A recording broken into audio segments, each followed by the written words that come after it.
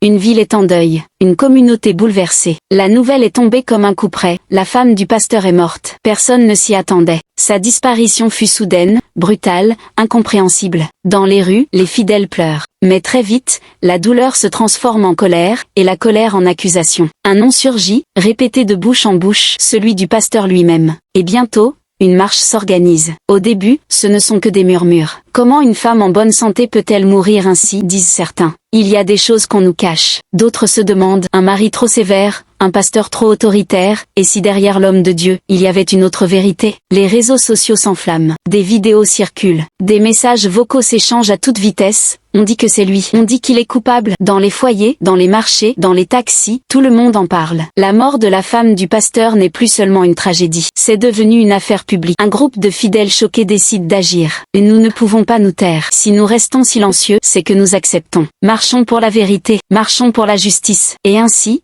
un matin, les rues s'emplissent de monde. Des pancartes s'élèvent, justice pour la femme du pasteur. Lassés de mensonges dans les églises. Nous voulons la vérité. La marche devient un cri collectif. Les caméras filment. Les journalistes commentent. Les autorités observent. Dans cette marche, deux camps s'affrontent. Ceux qui accusent disent, c'est lui. Derrière les sourires et les prédications, il cachait une main de fer. Sa femme souffrait en silence. Maintenant, Dieu a permis que la vérité éclate. Ceux qui défendent répliquent, non, ce n'est pas possible. Le diable veut salir son nom. On attaque son ministère parce qu'il gagne trop d'âmes. Si sa femme est morte, c'est une épreuve, pas un crime. La ville entière est divisée. Chaque conversation, chaque débat, chaque message tourne autour d'une seule question. Le pasteur est-il coupable? Pendant que la foule crie, le pasteur reste silencieux. Certains y voient un aveu, d'autres, une sagesse. Dans sa maison, derrière les murs, il prie. Il sait que son nom est sali, que son image est ternie. Mais il dit à ceux qui l'écoutent encore, je suis prêt à comparaître devant les hommes. Mais je sais qu'au-dessus de tout tribunal terrestre, il y a le tribunal de Dieu. Dans son église,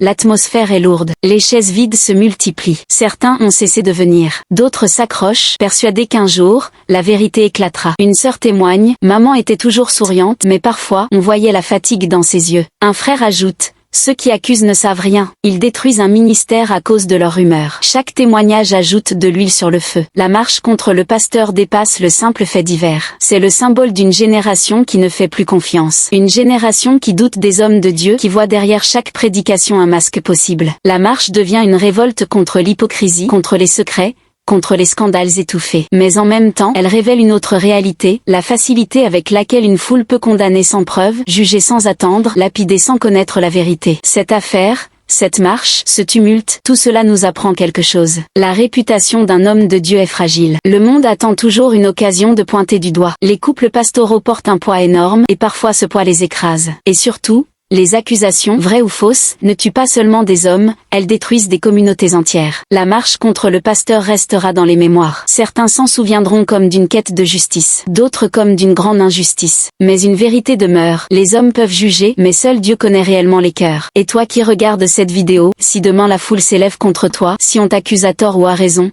que restera-t-il? Ton seul refuge sera dans celui qui voit tout, qui entend tout, et qui juge avec justice.